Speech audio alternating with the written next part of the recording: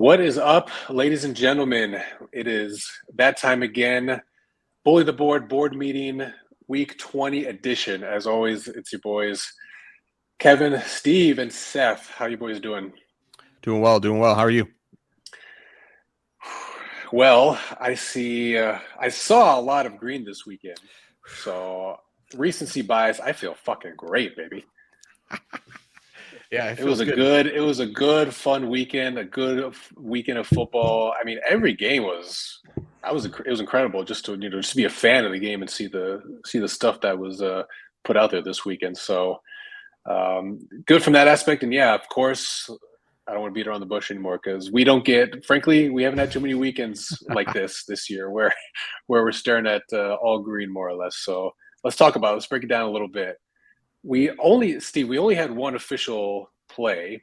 That was Yeah. the Niners here, but I don't know if you ended up taking all of them or not, all the live lines in games or not. But how did you soak up the weekend and what was your biggest takeaway? I guess. Yeah, the official line with the Niners that was the first half it got a little close and then it was just utter domination. So that felt good. The no sweat aspect to it as the game went on. But I mean, you can't take anything away other than how about those Jags? I mean, that is classic Chargers fashion. I'm Yeah. not taking away anything from Sunshine and the Comeback Kids, but what that like doesn't matter in San Diego or LA. Chargers are going to charge, man, and that was just brutal to watch, but great for us. Yeah. Very great. Yes. And speaking of Chargers are going to charge in a different respect, Skull going to skull, right, Seth? Yeah, Skull's gonna skull. I got to put the sheriff hat on for this one because we've been calling that. We locked that in. We locked that down. I mean, we've been saying it for weeks in the EPA landscape, like frauds.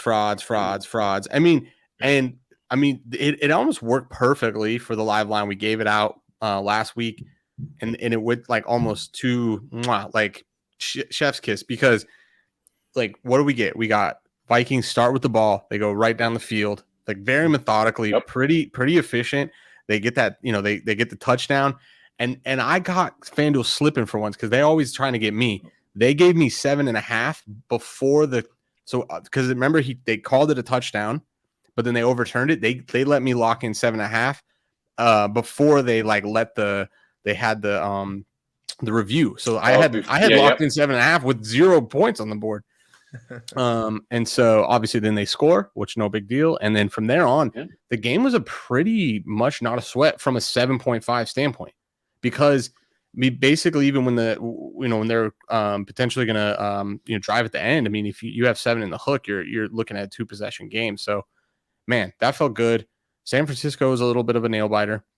Not going to lie. Purdy, we'll talk about it in the EPA landscape, but Purdy kind of showed some civilian, I don't know, rookie, whatever you want to call it, especially in that first half.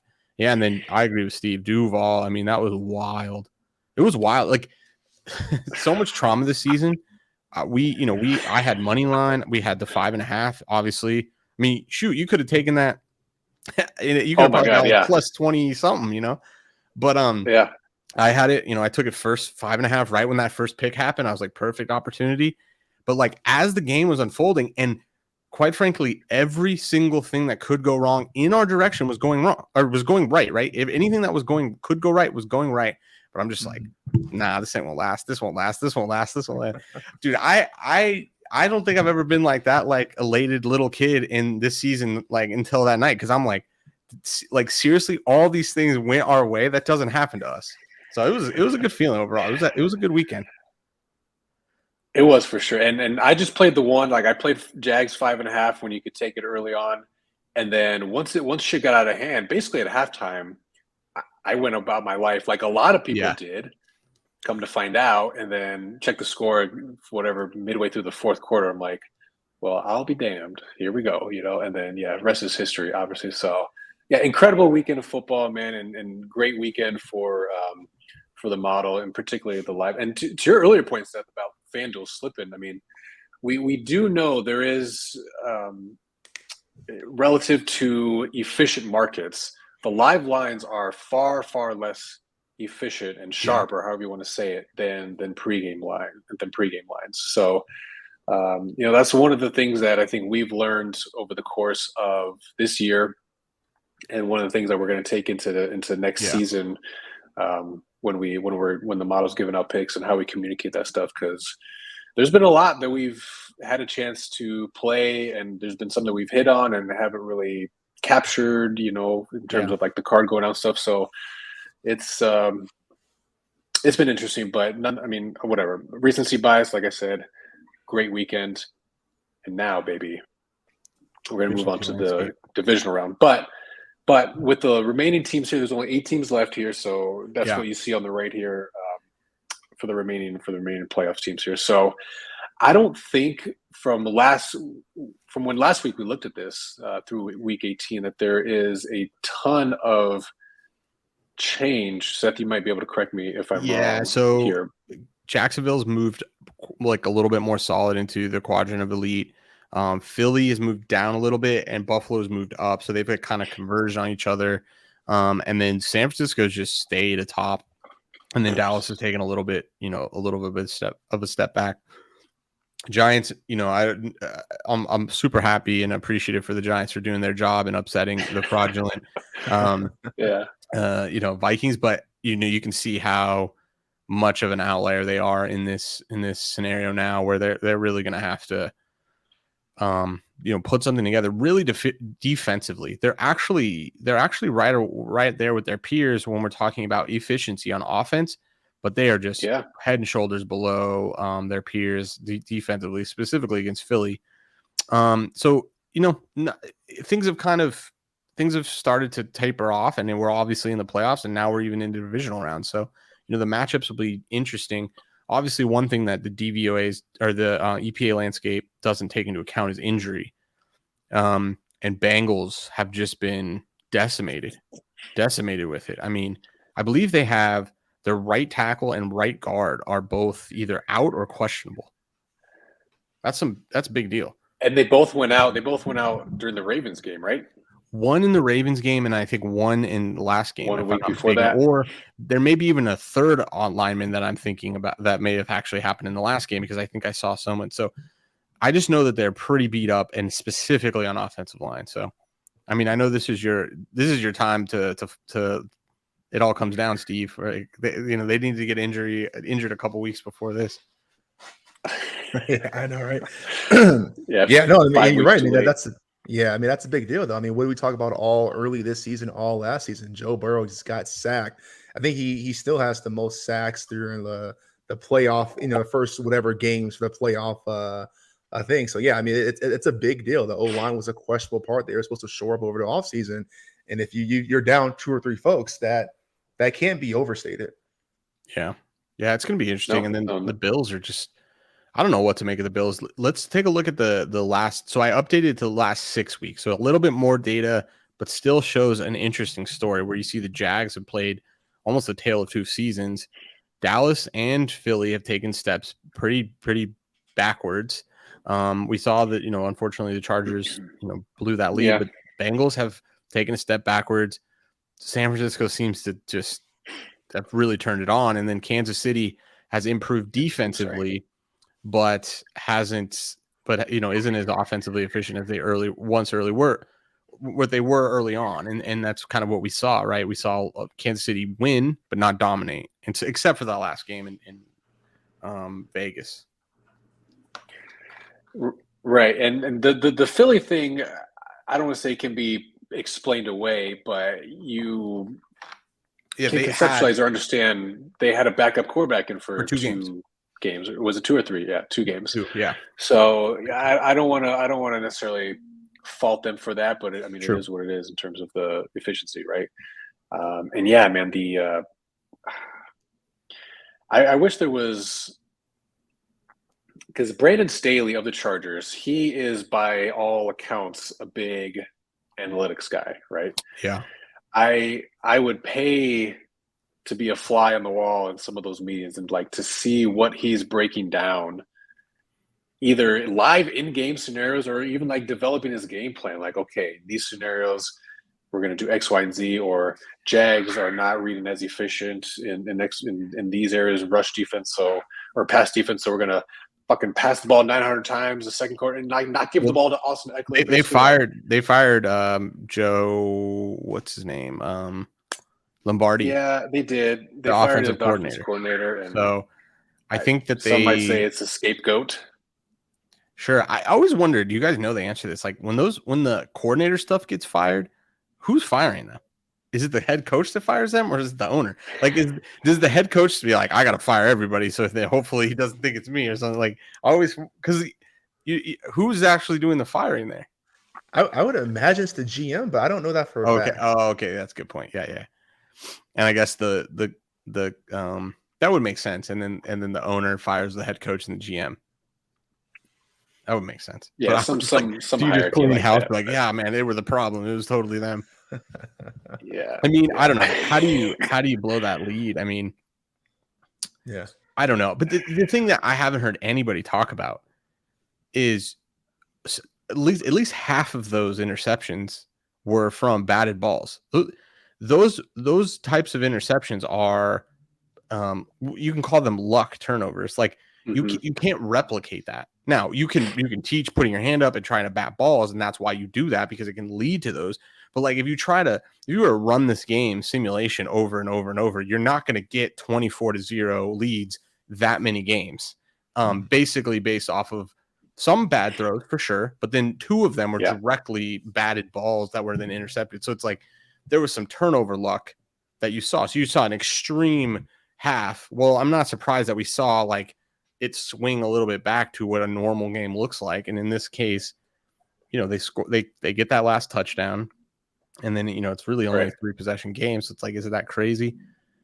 I mean, for sure it sucks if you're a Chargers fan, but that game, but I don't know. It's hard so correct me if I'm wrong, but I think we talked about the Chargers and Jags game being the most, at least from our perspective, the most anticipated game, right? The one that we were most looking forward to. The EPA line was like 0. It had basically an even tight. matchup.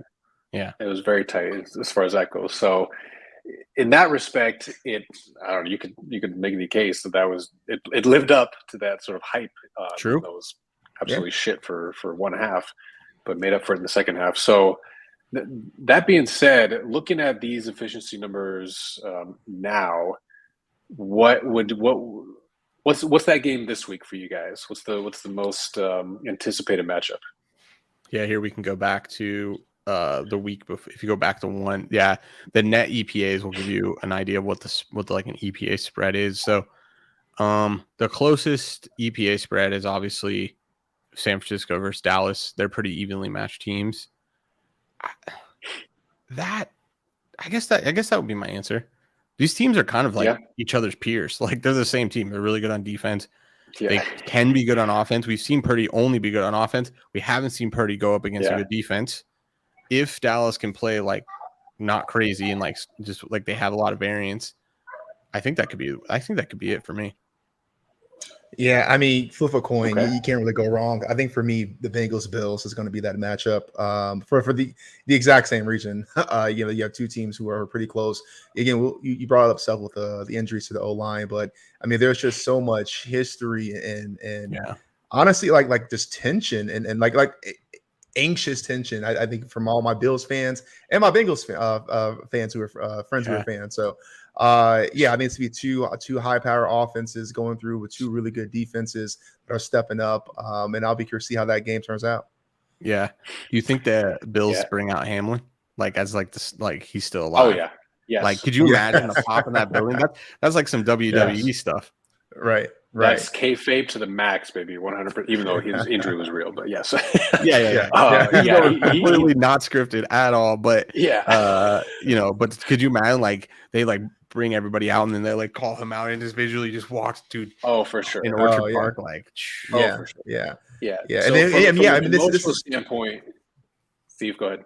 No, I'm saying that would be crazy. I mean, like the rematch of that game that we didn't get to finish, right? You get to settle everything right here, right now. In the playoffs. I hope they do it. I hope they just like come out to some crazy like just song like that'd be funny. No, I It's think gonna be this is going to be pretty. good. This is going to be good. This is going to be a good week. And then, well, no spoiler, but I think Jacksonville, Kansas City may be closer than people think. I think that, especially showing that last 6 weeks, like it's the tale of two seasons for Jacksonville. And they've been offensively and defensively more efficient, and they can throw the ball. And when you can throw the ball, I mean, 8.5 points is hard. So I'm just excited overall. I'm very much a big fan of this one game at a time. Like the chaos, my brain, like it just, I think it's just like it's too much. Yeah, it's way too much. It's way too much. Just like just when you're trying to do live lines, and some of these weeks you have 9 games on at the same time. I have 3 TVs set up with the Sunday ticket with 4 on a big TV. So there's 4 games on one TV, and then 2. So I have 6 games going on, and one of them's red zone. So that thing's just flipping through. You're just like trying to. I had an interesting observation. So the biggest 2 upset, or the biggest 2 improbable comebacks we've been on with the model, but yet we've seen so many bad beats. That's so interesting. The 2est extremes, we were on the right side. Pretty interesting. The Jags and then the Vikings earlier, right? Which was the most historical comeback. Model was on both of those. So I don't know. I mean, now both in the latter part of the season, it seemed to have a little less variance in the latter part, but man, it doesn't, even though that's the case, it still doesn't feel even, but technically those are the most improbable comebacks, both of them. It's going to be a good weekend of football. What about you? What about you, Kevin? What game?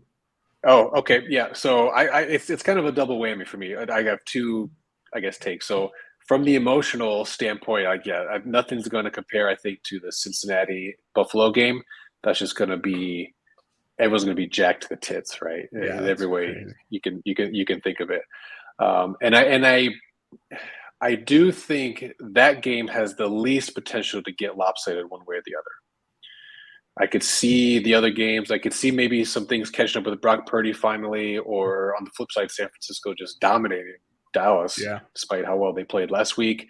And Jags, maybe I could see them running out of steam, basically just getting clobbered by Andy Reid off a bye, basically. So I can conceptualize blowouts happening in the other games, but not with the Cincy Buffalo game. So I'm very much looking forward to that one.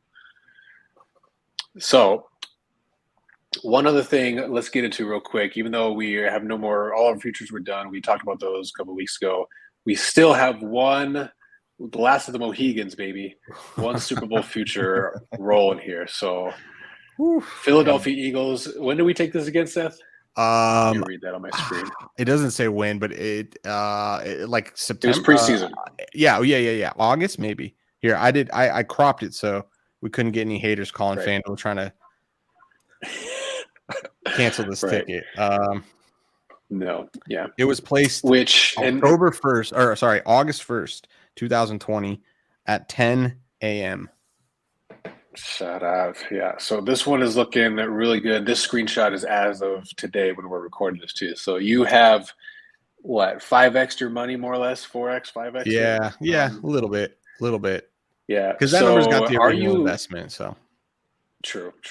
So I guess $3,000 or $5,000 question. Do you plan on hedging?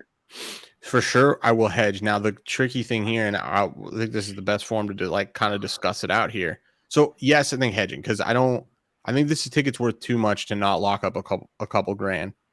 The thing here is, I say all that, I don't think I can hedge this week, because if I were to hedge this week, the math works out to around this number. Because basically what I'll be forced to do is take money line Giants. So say I did 500. So I did 500 money line Giants. Now that pays, I forget exactly what the current odds are for Giants. Let's see. Plus 275. So 500 would pay me 1375. Okay. So 1375 if I bet 500. But if the Eagles win, I lose the 500. Okay. Then I go into the divisional round. It'll be them versus San Francisco. Now I have to bet like let's bet 1,000, right? Okay, San Francisco wins. I win 1,000, but I lost 100, so I only win 100. Or sorry, I only win 500. Sure. If the Eagles win, then now I'm down 1,500. I go into the Super Bowl. I put 2,000 or like 2,500. You can like you start to see like you can lock up more money if they win this week, because then you can start that betting next week and you can bet like 1,000, and then in the Super Bowl you can bet 2,000, and then you lock up like 1,000. So the more and more I sit with it as of now, yep, it's $175. It's not worth cashing. It's not worth, the upside's way worth more than the 687. So I'm gonna have to stick with it this week. I don't see an option. Now, in the books doing the fuck shit that they do, I found a very interesting thing. So you go to the Super Bowl odds and you want to bet the Super Bowl. Okay, San Francisco has shorter odds than Philly right now, meaning they're more probable to win, right? Interesting. Okay, no, I could see that. Okay, but then you go to Super Bowl matchups, and they've priced all of their Super Bowl matchups with all the AFC teams playing the Eagles are shorter odds than those exact same AFC teams playing the 49ers. Yeah. Ooh, what does that mean? What does that mean? I think it means. I mean, again, maybe. I think that they're. Well, you said. I know anecdotally that they've said they have a lot of liability on San Francisco tickets, so they don't want to over leverage there. So and then they obviously think that there's enough margin that people take those tickets for the exact matchup that they just clean up, because that's all I can kind of deduce from it. I mean, we know that the books don't have any responsibility to show true true odds. I mean, that's basically what they're trying to do at all times, especially even more so than spreads and totals, because each book has their own liability, right? They've taken action on sides all from different people all throughout the season in different amounts. So each book's going to have a different liability. I'm sure it trends the same direction, but each book is going to have like a different amount of money on each team. So then they're going to move things within reason, right? I don't know. I'm going to have to ride it out for one week. So shout out. Godspeed, man. Yeah. I mean, just rhetorically, I mean, what are you, how disappointed / pissed off with yourself are you going to be if Giants do pull one out the hat and pull the upset? Yeah. You walk away with nil. I mean, I'll be disappointed. I'll be disappointed, but I don't know. Like, what are my options? My options are like, I just kind of put it out there. Like, what mathematically can I really do other than just either not do anything this week or take the 687? Like, those are the only two things. Mathematically, it just depends on how much profit you want to quote unquote lock up or guarantee yourself. Right. That's does this seem like the appropriate amount to lock up? I mean, this is basically works out to like two. This works out to 2 units of bet. Steve, are you a hedger? No. Now I will say, no, but just think it out loud, right? I mean, I'm with you, Seth. You know, there's really not much you can do. Now, the degenerate gambler, my version of hedging, and it's not really hedging. Kev, to your point, is now what if yeah. Now what's the Giants Eagles spread? 7 and a hook. 7.5. 7.5. Okay. Oh, yeah, you want a middle. Oh yeah, I'm not hedging. I'm double dipping. I'm getting greedy. No, I'm with you, man. Now I will say though, what I do think you should do, like all major decisions that millennials make, we should ask the internet. Like this should be like a TikTok poll. True. Yeah, like what would you do? And not that you need to do that, but I will be very interested to see what our demographics for our followers are. How many of them are degenerates? How many are smart? How many people lock in profit? I got a feeling, a hunch feeling, but I would love to confirm it as a man. Okay. All right, I'll post it. I'll post the poll tomorrow. Yeah, we got to crowdsource this. Yeah, we might as well. I mean, now look, no matter what they say, I think I think my to your original Your mind's made up. your original question, Kevin, how much? I think this ticket's worth $2K. I think the appropriate amount of money I should be really honing in on is trying to get 2K.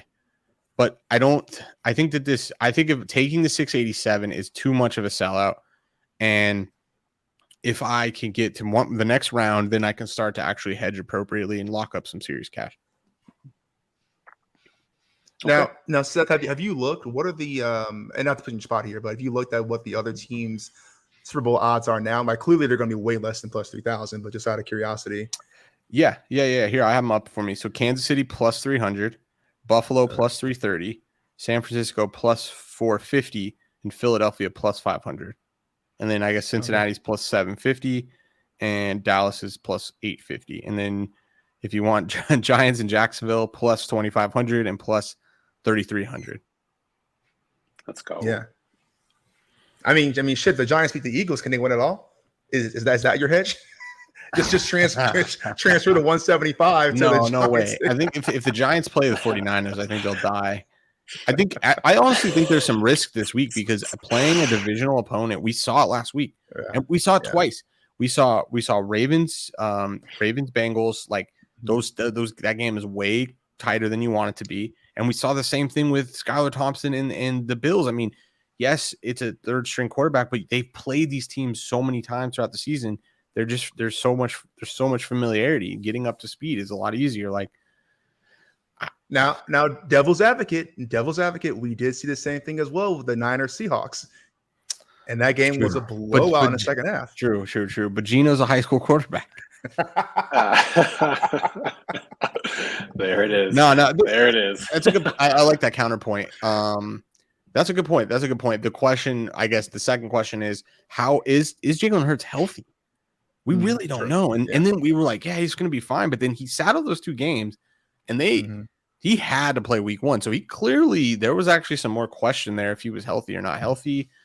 He's got this extra week. Does that do anything? I don't know. I mean, I'm 32 and my shoulders just hurt. And like, I can't even imagine, having to go get killed by a bunch of grown men. So I don't know. All right. Well, Giants may be catching fire. That's all I got to say. So am I shaking in my boots? You betcha. I hope not. All right. Well, hey, I hope we're sitting here next week talking about a 1,200 cash out value or something like that. Yeah. So yeah. Exactly right. So, all right, baby. Looking ahead to the divisional round here. So, one official play per the model: Jags plus 8.5 against the Kansas City Chiefs, and then live lines to watch. We threw the rest of the games up here. Obviously, those hopefully by now. None of these are the consensus lines at the moment. You're going to have to see how the game develops in order to obtain all of these, I believe, at minus 150 or better. So we're going to only we'll touch on the other games a little bit for sure, but let's get into the Jags game a little bit here. So this one, I don't know, Steve, when you're trying to break it down, or when you're expecting from before we get into the metrics and all that, when you're expecting Jacksonville off that just like uber dopamine ecstasy high, coming off that win, and then having to go to KC to play a rested up, refreshed Mahomes and Andy Reid, like, true. Is 8.5? You think that's fair? Yeah. Honestly, I feel way more confident in the Jags than I do the Chiefs right now. Let me tell you why. So a couple things. One, we'll go look into the DVOA and the EPA stuff. The numbers exactly. But Kev, you go back to the EPA landscape graph. Yep. This one? Chiefs. Yeah. The Chiefs have lost 3 times this year. They lost to the Bills, the Bengals, and the Colts. Now, clearly the Colts are on the other side. What the hell happened there, right? But the Jaguars are in the quadrant of elites with the Bills and Bengals, and they're not that terribly far off. Now, clearly, Chiefs are in their own stratosphere in terms of the offensive EPA per play, but we've seen the Chiefs struggle with teams. The Chiefs had a one-score game against the Texans that went to overtime. They had one-score game against the Broncos twice and the Chargers twice. Now, yes, you say those are divisional matchups. Those tend to be close, whatever you want to say, but this Jaguars team coming off a second half improbable comeback off of 4 interceptions to go back and win the game like that. And they went from worst to first in the AFC side. They are playing free right now. Yeah. I'd be scared out of my mind if I'm the Chiefs, because the Chiefs have the number 1 seed.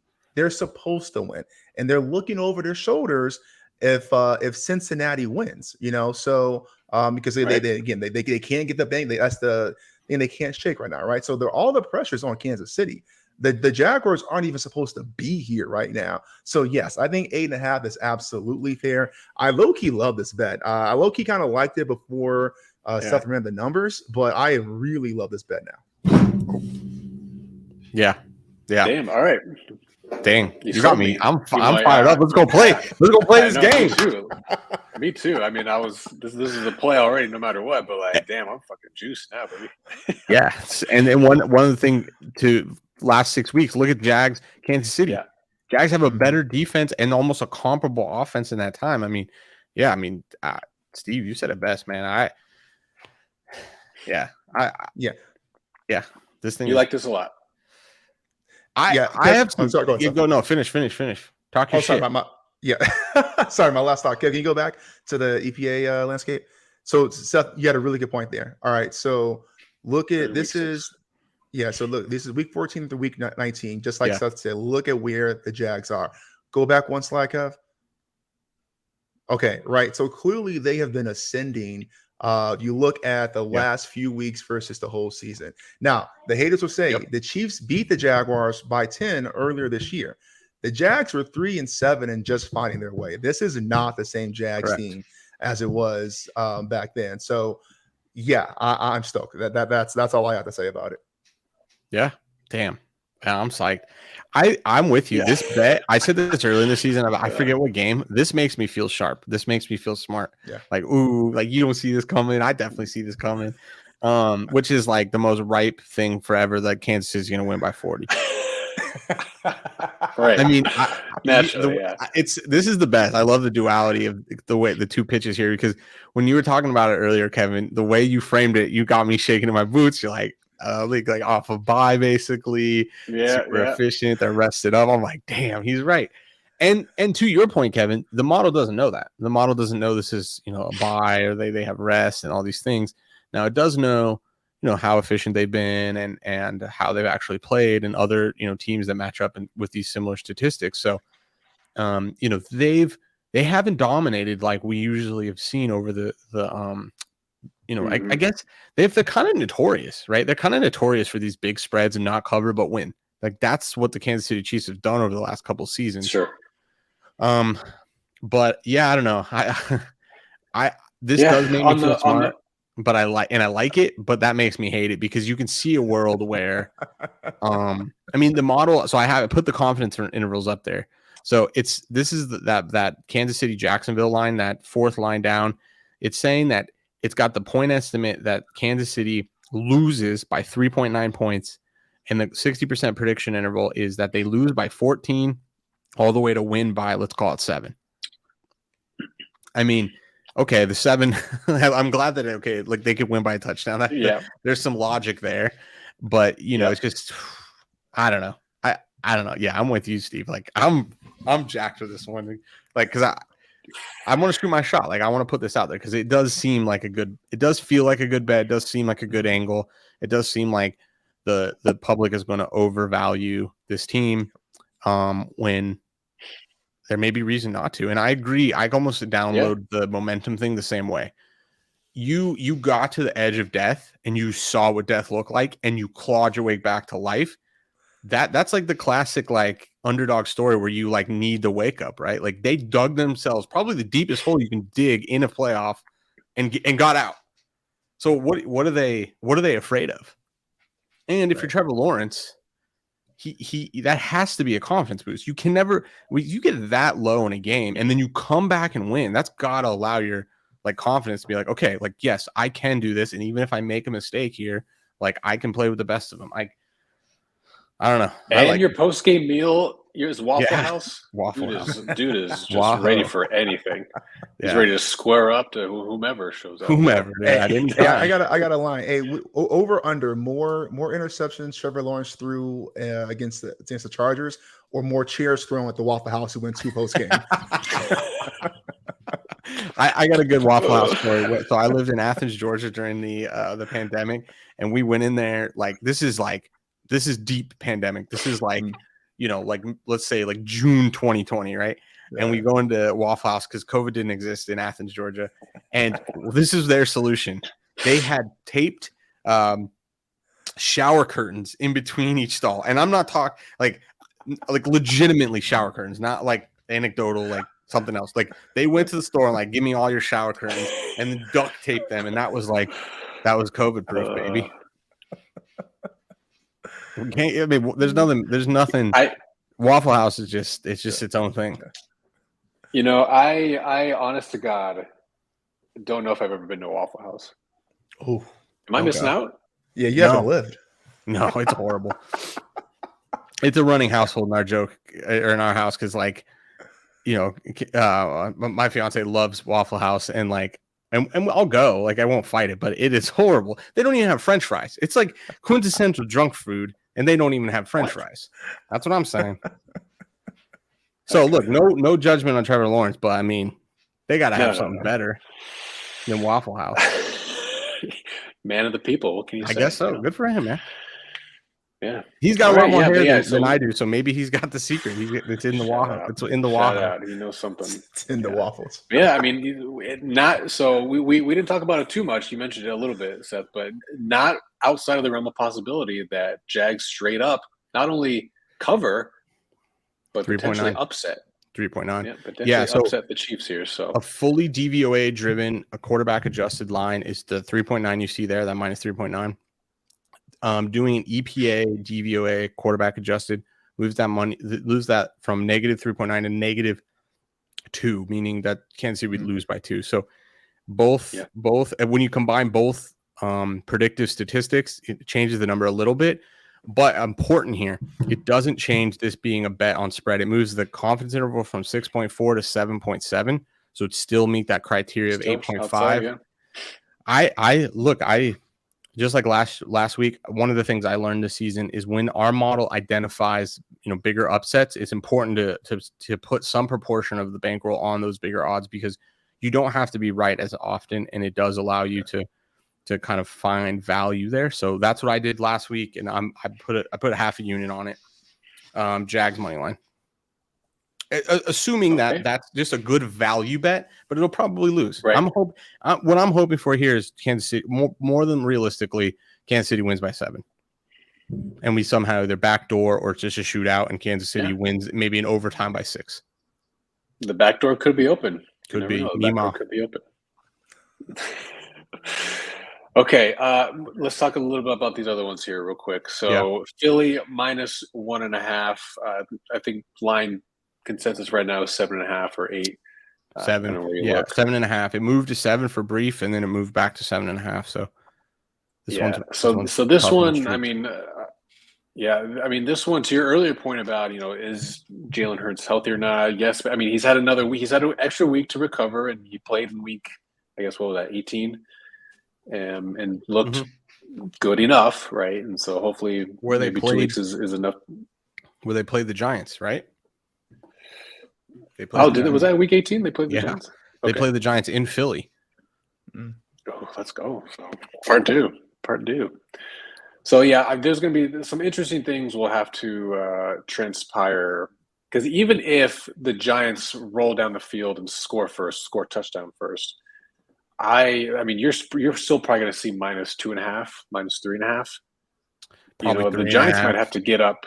Yeah, the Giants might have to get up by 10. It depends, though. I mean, if it's or truly just these be like up by 7 by like late third quarter, something to that effect. yeah, you may be able to get this number. Now the minus 150 is up to you if you really are okay getting it at 150, which is like the edge of your expected value calculation. But yeah, if you want it at 110, yeah, it's going to be a little bit tricky, but I don't know. I mean, look, I have a lot of vested interest in trying to conflate my ego to tell it's going to be okay, but I think this is not a layup game for the Eagles. I don't think. I think the Giants have the potential to play them tough. The divisional opponent, they just played them 2 games ago, so they're familiar. Right. That team also got to get rest because remember, in that game, the Eagles starters had to start, but the Giants starters got to sit because there was no incentive for the Giants because they were going to be the 5th seed no matter what. And Eagles had to win that game to lock up number 1. So, you know, Sure. they didn't just like beat the shit out of them. I mean, they played tough, and this was their backup. So Right. Dayball's got these guys like riled up, man, and ready to go. So this is not the craziest like upset. Now our model doesn't see it. It's saying that the lower confidence interval at 60% is 1.5. I mean, there's some logic to that, right? Is there at least a 60% chance the Eagles win by a field goal? Yeah, probably. But I could see Giants being up in this game at some point and being able to get that spread. It's not going to feel good. If you get the opportunity to take this spread, it's not going to feel good. I'll tell you right now. That doesn't mean it's a bad bet, but it's not going to feel good.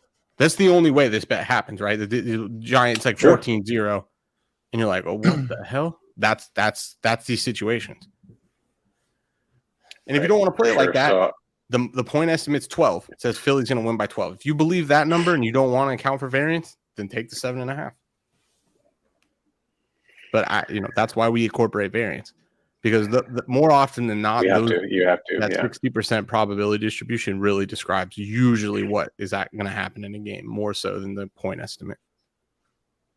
Yeah. So some weird stuff is going to happen. Potentially have to happen in that one. But okay, let's move on for a sec here. So Buffalo also minus 1.5 against the Bengals, and actually kind of similar confidence intervals here. Almost the same. Almost identical, actually. Yeah. So Buffalo could win from anywhere from 1.5 to 23, basically here. So yeah. So again, for my money, and going back earlier, these two teams. I mean, this matchup has the closest net EPA ranking, so there's very little separating them in terms of their efficiencies. And again, I don't think it gets better than this. Like from a football fan standpoint. The spread's been on the move though. It opened at 3.5. I have not been paying attention. Yeah, it moved from 3.5 to 4 to 4.5. Now there's 4.5, 5. Yeah, there's 4.5, 5 sitting. So I think this offensive line thing is big. I honestly do. I was a big proponent. I mean, I was talking about betting futures Bengals. Like I really like that team. They were underrated in my opinion, but I think these injuries at offensive line are just too insurmountable. Steve. They were a goal line play away from losing. Yeah. That's fair. Okay, maybe not losing. That's fair. Let's say, but that game is very different if they Holmes scores that touchdown. Yeah, they don't get that 98-yard fumble touchdown. Yeah, for sure. I mean, they couldn't get a first down to put the game away. Right. True, like 2 times in a row. Yeah, 3 and out. Yeah. All right, Steve. So since I don't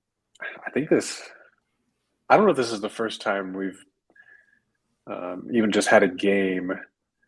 Actually, no, never mind. Scratch that. But okay, when you're thinking of Bengals, Joe Burrow, shit beat offensive line going in. I mean, yes, they're relatively comparable in terms of net EPAs and all that. But in order for this to, I mean, if since he scores once, right, you're gonna play this. You'll be able to get this. Yeah. We really pride ourselves on being transparent, right? And just kind of telling you guys what it is. This is one for me. It's a model bet. I'm going to take it. I think, like Seth mentioned, minus 4.5, 5, depending on where you can get it. If the Bengals somehow score first, I'm all over this. Even if they don't, honestly, I feel pretty comfortable with the 4.5. Now, this is Steve talking. This is not BTB talking, right? Purely just as a fan. I mean, we're talking behind the scenes about this. This is going to be one hell of an emotional game, right? Oh, I mean, yeah. this is the rematch of when DeMar went down, right? When he went through all those efforts to get back. I have a strong suspicion he's going to be there at this game. Oh, yeah. And this team is just going to be incredibly riled up, incredibly riled up. And I don't see a way that the Bills don't come away from this victorious. Now, whether that means it's a field goal and not 4.5, or a 23-point blowout, I don't know. But yeah, and it purely emotional. The Bills all day. Now, back to real life, back to the BTB stuff. Yeah, I mean, again, these are going to be two comparable teams through and through. I think the Bills have been a little suspect defensively. I'm going to be honest. But to Seth's point, if that line can't hold up, the DBs no longer become an issue if the pass rushes are in your face and Burrow's running for his life. So if that is true and that holds up, then I think that absolutely explains the movement. And I agree with it. Yeah. Yeah. And there's no, how do you're really, I mean, that's got to just be some like next level analytics or just like next level, not like, how to handicap that kind of stuff. Obviously, we don't incorporate that into our model because it's really kind of how do you even do that? But yeah, I don't know. This one's tough. All I keep just replaying. You guys know the meme where like the Undertaker like comes out of the coffin, like it's like because he's supposed to be dead. They do that with DeMar Hamlin, like. But yeah, I don't know. This is going to be a wild game. It'll be I think it'll be good, and let's just hope that. Yeah, maybe. They know they're injured, so I got to imagine they're gonna have a game plan for figuring out how to either chip or to get Burrow that extra half second. Because the other thing here is Joe Burrow gets the ball out fast, so he knows how to do that. And do they have the receivers that can run the routes to do so? Yes. So it's not like they don't have a chance in hell here to figure out a game plan. And look, we've talked about it before. They damn near did it the whole season last year. Now, the difference between doing it a whole season last year and being used to that game plan and that play is different than, okay, hey, you did it last year, but you haven't been doing it really all this year to the same degree. It's a different thing. But I got to imagine they're going to put a game plan. And I think this could be a good game. But yeah, I think it's the same idea. If you're going to get 1.5, it's going to be closer than you want it to be. That's the reality. Yeah. Now we don't do fantasy projections or anything like that, but I'm looking it up real quick just to see if his line is up. I don't see it on Caesars where I just pulled up. But they don't put player props until Friday usually. Until Fridays, okay. But I'm gonna keep an eye on Joe Mixon's rushing, and maybe play the under there because they're gonna they might have success with it. I think not, but he's probably to the point about the line being battered up. He's probably gonna be asked to chip a lot more. He might go over receiving yards to check down, dude. Get the ball out of his hands quick, but I'm just something I'm gonna keep my eye on. Okay, all right. Okay, the last game of the weekend, baby. Niners, Cowboys going to the Niners. Niners plus 3.5 is the lower end of the confidence interval here for this play. So the line is currently 4.5, minus 4.5 for Niners. Minus 3.5. I see 3. Okay, yeah, minus 3.5 here. So a relatively big swing. Again, I think the Cowboys are going to have to come out firing again, probably, which is not. I mean, based on the results of last week and just how well Dak played, frankly, if he can continue to carry that magic forward, totally, I think this one is totally attainable and plausible to see minus 110 or thereabouts in game. But what do you, Seth? What are you expecting out of this one? I don't know what to expect necessarily because both of these teams have played kind of chaotic throughout the season. Early on, we saw obviously injury on Dallas with Dak being out, and then we saw like a pretty inefficient offense. They've had some really weird. I mean, they came out the gate losing to the Chicago Bears. No offense, Steve, but that as we reflect on this season, that's kind of interesting. It's a red flag, is what it is. Yeah, maybe, yeah, right. And then Purdy has played great, but he has played no good defenses.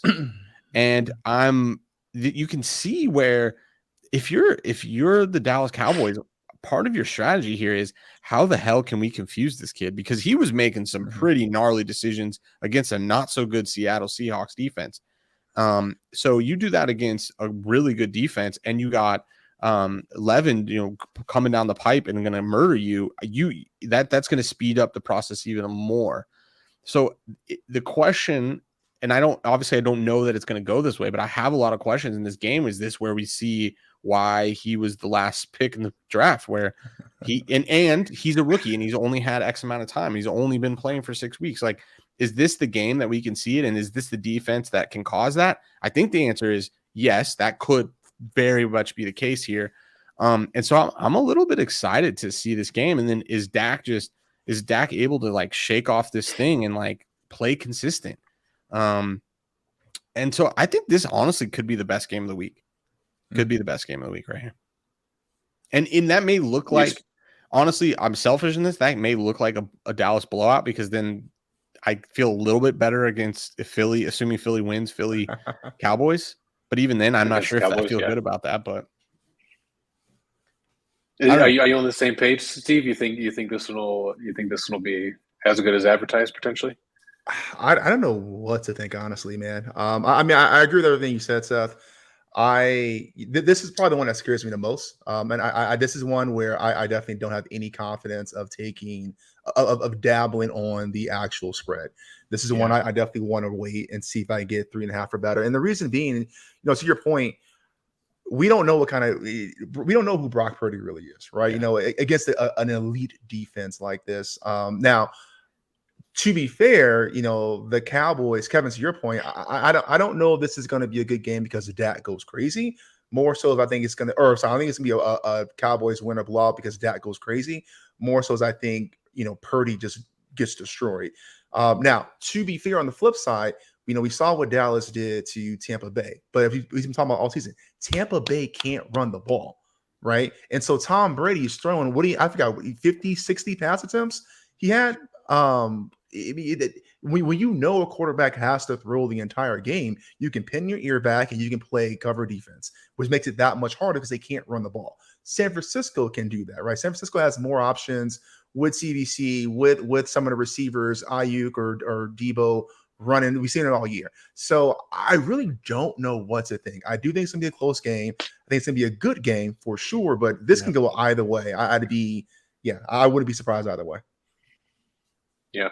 No, I carry that same sentiment, Steve. Yeah, I can't really make heads or tails of this one. I can see it going both ways. Like I forget who said it, one of you guys, but we've yet really to see a rookie game from Purdy. Like, he hasn't hit a rookie wall, as they say, and he just continues to sort of defy those expectations.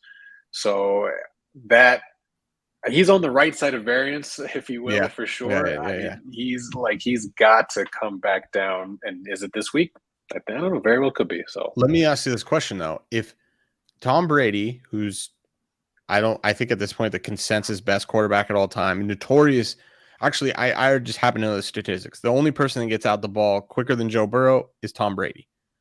And so he threw that many attempts. They were getting to him, but he was getting the ball out. Are we going to expect the same level of Purdy getting the ball out as quick as Tom Brady?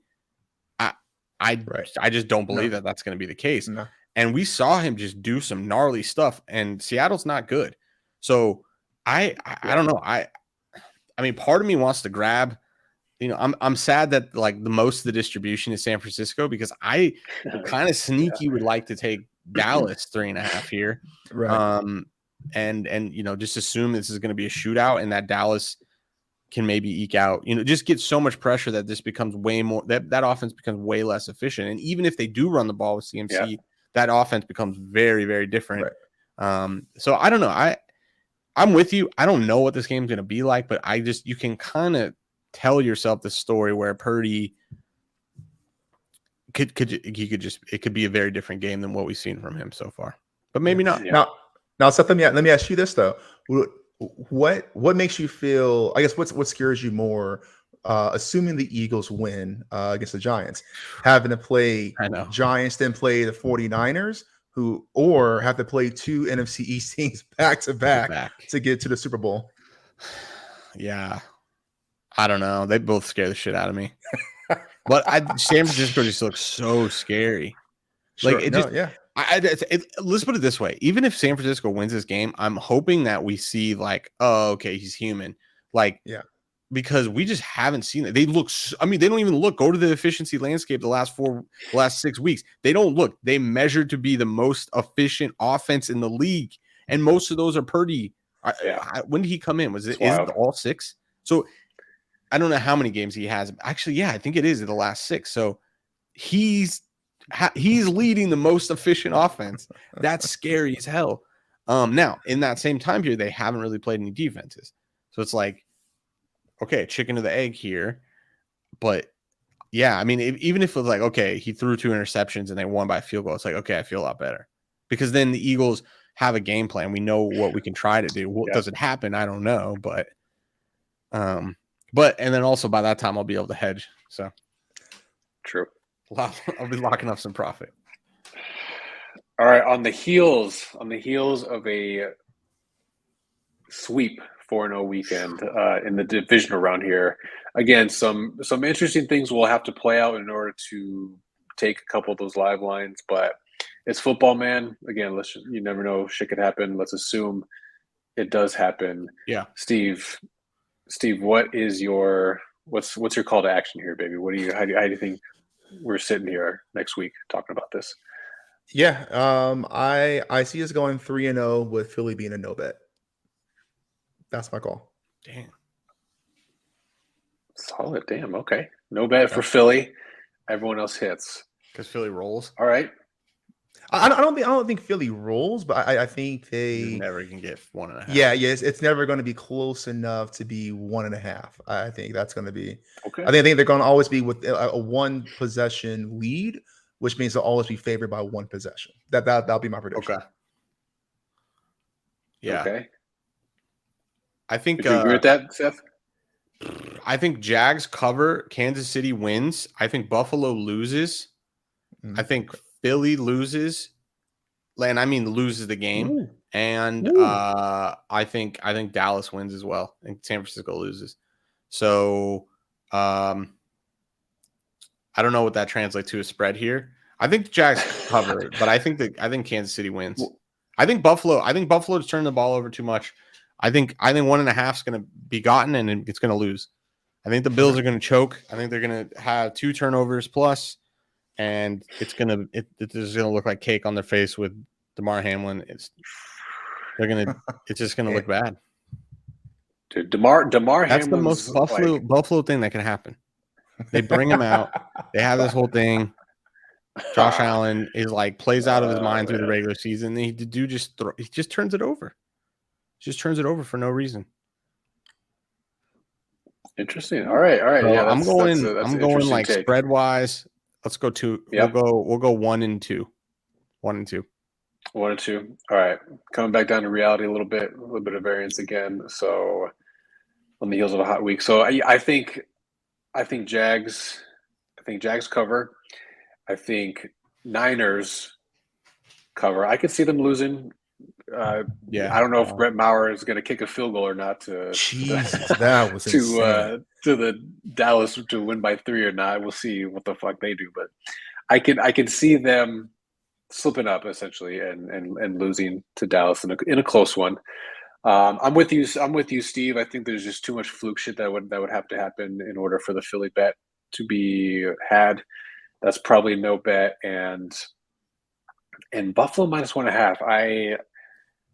The metrics don't, the data doesn't support a blowout, obviously, in either way. But I think the Bills get a little carried away emotionally in this one. I think if Hamlin's at the game, I guess is the caveat. If he's at the game, he's going to be there. It's going to be a little heavy for them. And they'll play well, but I think Joe Burrow and company figure out a way to slice and dice them. And then Buffalo doesn't cover either. So I say 2-1 and a no bet. That's what I'm feeling. Okay. Okay. Actually, yeah. All right. That's fair. Okay, we'll see, man. Yeah, it's gonna games. be. I think these will be good It's games. gonna be I good. think these will be really good games.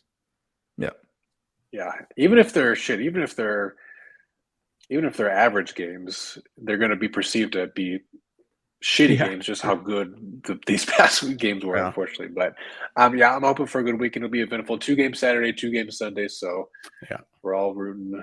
We all.